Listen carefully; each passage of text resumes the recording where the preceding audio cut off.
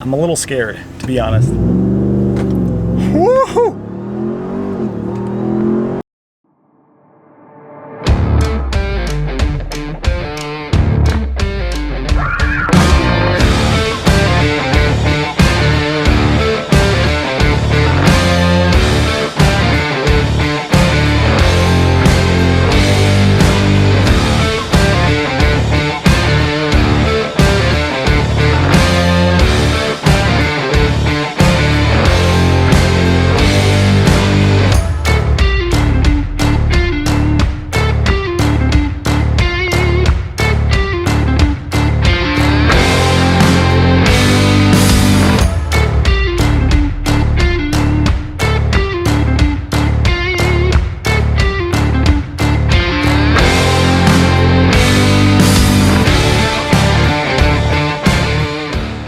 What is going on, Swayze gang? Welcome back with another episode that I am very excited about because, well, today we're bringing back the Mopar of the Month series after about a 9-month hiatus. That's my bad. But today, what better vehicle to talk about for Mopar of the Month than the Ram TRX? If you guys are not familiar with what this car is, it's got a 6.2 liter supercharged Hellcat engine in a Ram 1500 body with tons of off-road goodies. What makes this car even better is the owner of the vehicle, which you guys may have seen his videos on YouTube. He is a very big YouTuber, Ben Hardy. So I have the amazing opportunity to interview him, talk about his car collection, what he's done, how he got to the point of where he is now. And if you guys don't know his channel, he's got a lot of really cool car reviews, a lot of videos about the TRX. I'm gonna put his information down in the description below so you can check out his social media and his YouTube and support him however you can. So without further ado, let's get this video started and talk about this amazing neon green Ram TRX.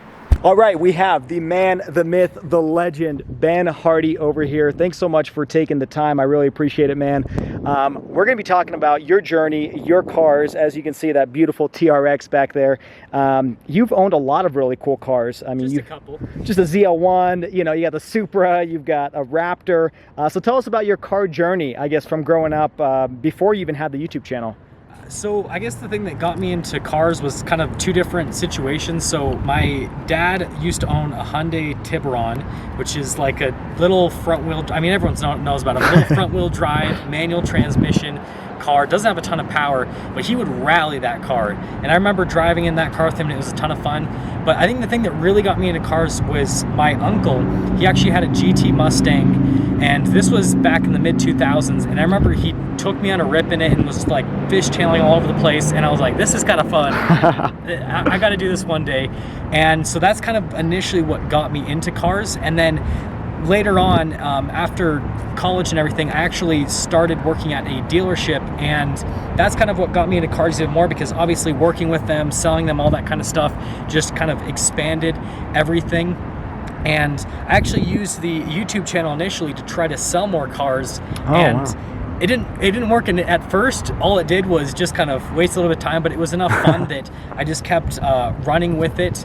And once I kind of put a little bit more time and effort into the channel, it just exploded and it gave me a ton of access to cars. And so I used that to purchase cars for myself, and I've had quite a few. It's crazy. So my first ever car was really crappy. It was a 2002 Suzuki Grand Vitara, which is just like Suzuki's, I guess, like mommy SUV. And it had like 200,000 or 300,000 miles. I didn't even give it an oil change the entire ownership. I had it for like a year and a half.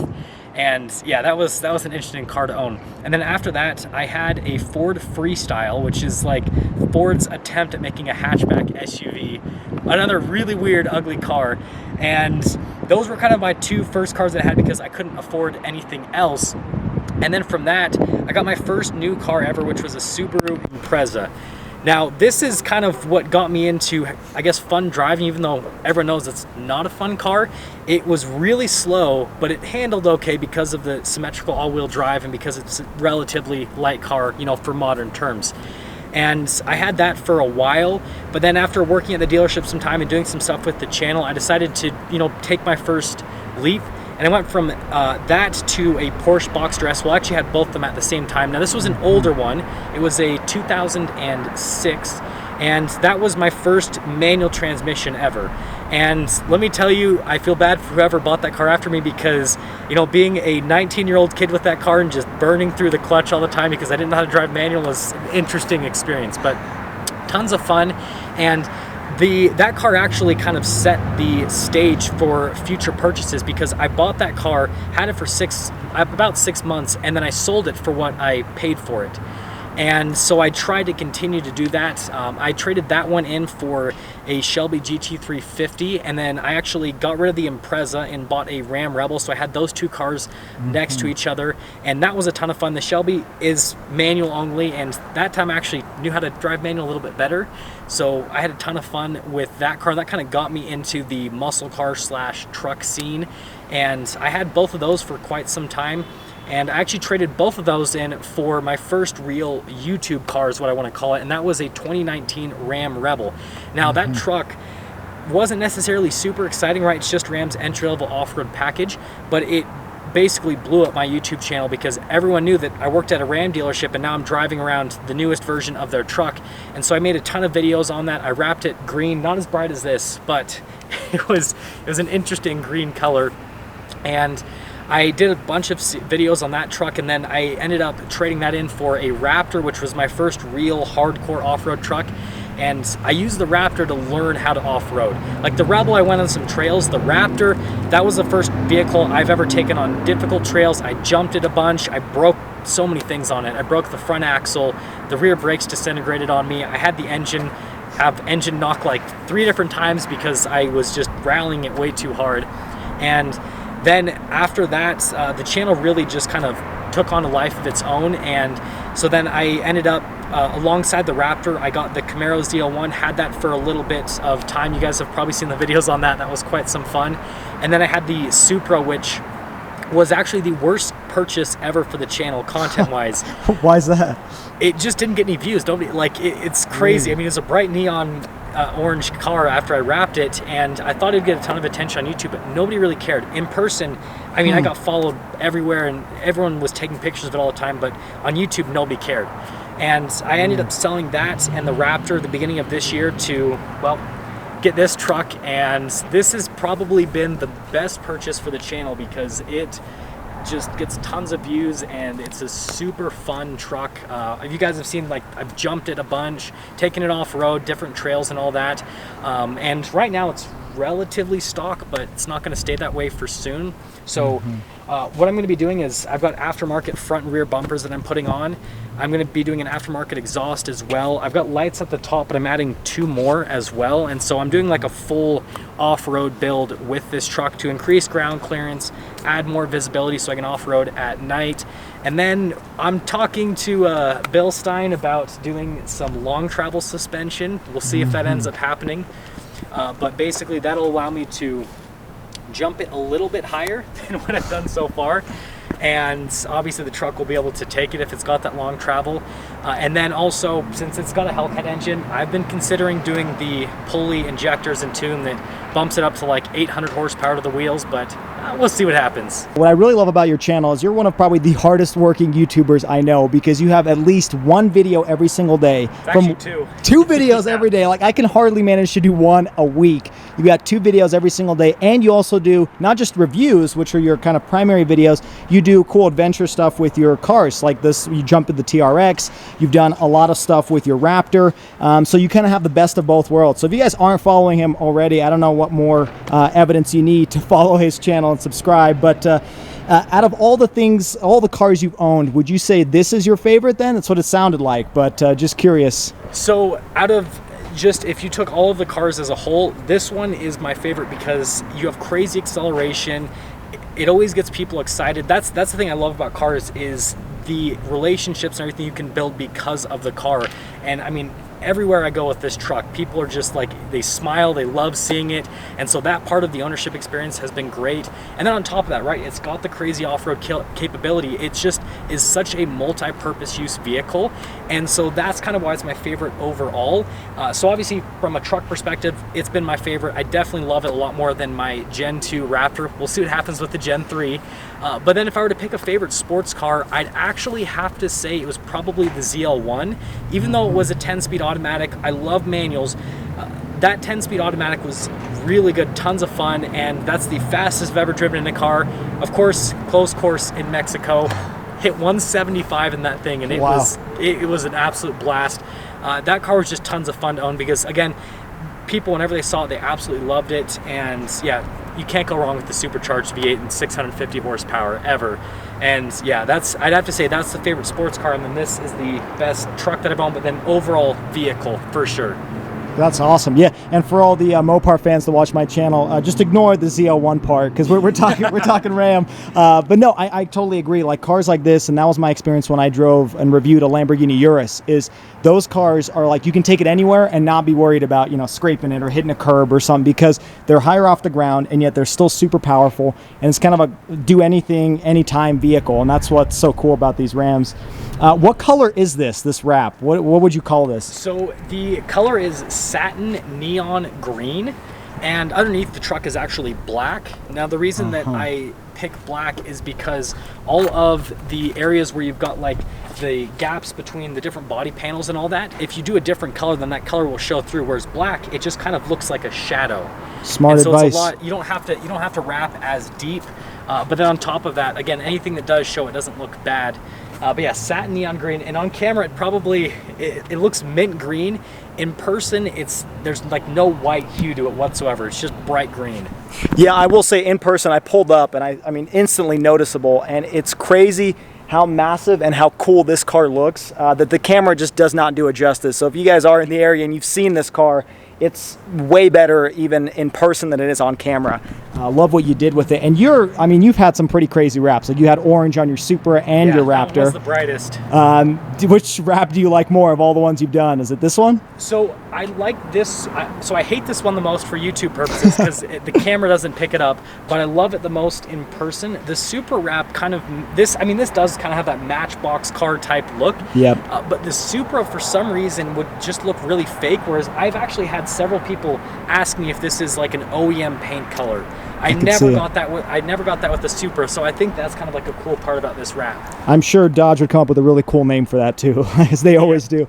In your YouTube journey, what's I guess for potential new YouTubers or just in general stuff you've learned over the past 3 or 4 years you've done it, what's something that surprised you, and maybe what's advice for people who are looking to start a channel? So I'd have to say the thing that surprised me the most is the speed at which everything can happen. With a lot of businesses, you kind of expect things to be over a long time scale, whereas YouTube, things like my channel went from being non-existent to getting millions of views within a several month period. It's just crazy. But I've had a really good opportunity to meet several really big channels. So recently, Sarah and Tune, which is in the car scene, Dude in Blue, Bros for Speed as well. And meeting these larger channels that have been around for quite some time has kind of showed me something that is similar between all of the large automotive channels. So the first thing I noticed is every single one of them is extremely creative. And you kind of have to be, right? You've got to be creative to figure out what content you're going to make. And also you have to be creative with some other stuff, right? With how the advertisements are going to work on the channel, right? How you're going to properly monetize it, just like the whole business. And then the other thing that I noticed is even though they have these on-screen characters that might not necessarily seem like they're the most intelligent, in person, all of them are extremely intelligent people. Like they're some of the most intelligent people I've ever met, and it's kind of funny to see the difference between the character and then the person. And then the last thing is all of them are super hardworking. So even if they don't post 2 videos a day like what I do on my main channel, and then I have another channel that I usually post like 1 video a day, which is crazy, they're still working every single day. And for example, David that runs that Dude in Blue, he will be up until 3 to 4 in the morning so that he can get a video posted at a certain time that he reviewed. And so again, you just have to be really hardworking. And the thing that I would recommend to anyone is, just take a look in the mirror and be honest with yourself. If you know that you're not necessarily the hardest working person, or you're not the most creative, or you're not the most intelligent, hire someone who is, and then that'll actually help your channel out a massive amount. And that's what a lot of these people will do, is they kind of take whatever they have as a deficit, if they aren't just running it as a one-man or one-woman show, and then they'll have that person fill in that deficit, and then it helps out tremendously. Yeah, great advice there for anybody, even no matter what part of the journey, YouTube journey you're in. You know, a lot of people just see the video and they think that's all it is to it, but there is so much work in the back end. I mean, we've been here for pretty much like 2 hours almost, and this is going to be a, you know, 10-15 minute video, so it just takes a lot of planning. And yeah, appreciate all that advice. Kind of one of the last few questions I had is, you know, you've done a lot of off-roading, you're very experienced. With the TRX, we've actually got the Bronco down there, which if you guys want to see that review, his channel description and link is down below. But what has been kind of maybe your favorite off-roader, and how would you compare maybe the Wrangler to the Bronco to the Ram, which is kind of a different beast all on its own, and the Raptor, since you've owned both? So what I have to say, I'll first do the TRX and the Raptor. Is the reason that I like the TRX so much more than the Raptor is, first off, the immediacy you get with the throttle, right? You'll never be able to get that immediate response with a twin turbo V6. You can get it with the supercharged V8. Like, as soon as you hit down, you get an instant response, which is great for any sort of crawling, but then also a lot of off-road situations. But the biggest thing is with these Bilsteins and with the 5-link coil suspension in the back end, this truck rides so smooth. When you go over huge bumps off-road, or when you're doing really high-speed off-roading, it just smooths everything out and it stays just nice and planted. Whereas the Raptor, with its leaf springs in the back end with those Fox shocks, kind of hops around a little bit. And I actually had the opportunity to see the forces chart with both the TRX and with the Raptor. And basically what this is the forces that are put onto the shocks and how much they can handle. And the shocks on the TRX can handle 5 to 10 times the amount of forces that the Raptor can handle at any given point of compression on those shocks, which is just absolutely insane. So yeah, really advanced stuff here, really hardcore, and it can handle a massive amount. Now, going over to the Wrangler and the Bronco, that's kind of like a different type of off-roading. So like this, you don't really want to do the rock crawling. It's too wide, it's too long, it's too heavy. But with a Wrangler and a Bronco, that's where you can really do that rock crawling, where you're going to be in situations where you're going up hills and all you see is sky, and it's obviously nerve-wracking. And you got to change your pants halfway through, yeah. Yeah, it's crazy. Or, you know, you can be going on 3 wheels, sometimes 2 wheels. It gets pretty dicey sometimes. But I guess the biggest thing that I've noticed between the Bronco and the Wrangler is actually not the on-road driving, it's actually the off-road driving. On-road, they actually feel pretty similar. I thought that independent front suspension with the Bronco would make it ride a lot smoother. You don't notice a difference until you go over a bump. The Wrangler will get a little bit more upset, whereas the Bronco kind of stays a little bit more planted. But off-road, that's where I've noticed the biggest difference. The Wrangler does great with the solid front and rear axle. And if you get a Rubicon, you get the locking front and rear differential. You also get the sway bar disconnect. But the problem is, with the Wrangler, you have to be in very specific circumstances where you can activate those systems. So it's like, before you enter a trail, are you going to need the sway bar disconnect? Are you going to need the axles blocked? Okay, you got to do it before you go onto the trail, because if you're in the middle of an obstacle and you try to do it, it won't necessarily work, because the Wrangler, you know, typically has to be on flat ground. The Bronco, on the other hand, you can activate those systems whenever you want. So you could be in the middle of an obstacle, 3 wheels, right? And you've got one in the air, and then boom, sway bar disconnect, and then you're on the ground. And I actually had that happen several times when I took the Bronco off-road for the off-rodeo. And then as soon as you're out of that obstacle, even if you're not on perfectly flat ground, then you can reconnect the sway bar, or you can unlock the axles. And so just because of all of that with the Bronco, I actually have preferred it so far a little bit more than the Wrangler in crawling situations, just because of kind of like that multi-purpose use you get with those systems. And you've driven a lot of different Wranglers too. The 392, which you said the engine is obviously kind of that engine, you can't amazing. Be 6.4 heavy. The 4xe, you know, the regular. So you've driven a lot of different Wranglers, and comparing it to a lot of different Broncos as well. And so that's really good advice for people who are considering buying one or the other, because a lot of people keep saying that the Bronco drives better on the road. And so it's kind of nice to hear somebody who's saying, you know, they're kind of similar, but then when it comes to the advantages off-road, sometimes the Bronco may have the upper hand here. Well, I am dying to drive in this thing, so I'm thinking we're going to go for a ride along. This is my first time actually ever in the TRX, because I've never had the opportunity to do so. So I'm excited to see how this feels and compares to my Hellcat. So if you don't mind, we'll jump in and go for a ride. Launch control. Launch control. Let's do it.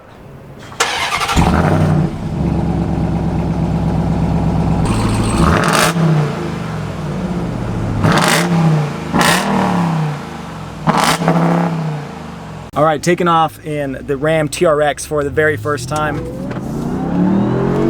Woo! That is pretty fun. And the interior is just really nice. Like, you got leather all over, you got Alcantara. This one has the Harman Kardon sound system. I don't think that's bass, I think that's an option. I mean, you just feel like a beast driving in this thing. I mean, I sat down in the driver's seat for a second, and it just, you feel like you want to take over the world because that's how you feel riding in this car. So if you guys don't know, if you go into sport mode or Baja mode, you hold the stability control for 10 seconds, it turns all the computers off. And I found out that the people from Bilstein that developed the shocks, they didn't even know that. I'm a little scared, to be honest. Woohoo! That is quick, insanely quick. I mean, this thing weighs probably, what, like 7,000 pounds? I don't even know. But to have that much power in a truck, I've never gone that quick in a truck before. How did it compare to the Raptor? Raptor doesn't go this quick either, right? Here at elevation, the Raptor is gonna be a little bit better because it's turbocharged in terms of the power loss.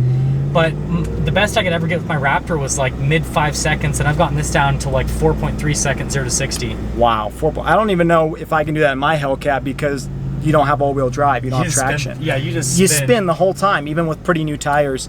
This thing can do it in 4.5 or 4.3 is just insane. All right, I gotta prepare myself. I gotta grab the handle for sure. Doing launch control. Whoa. Okay. Whoa. Woo.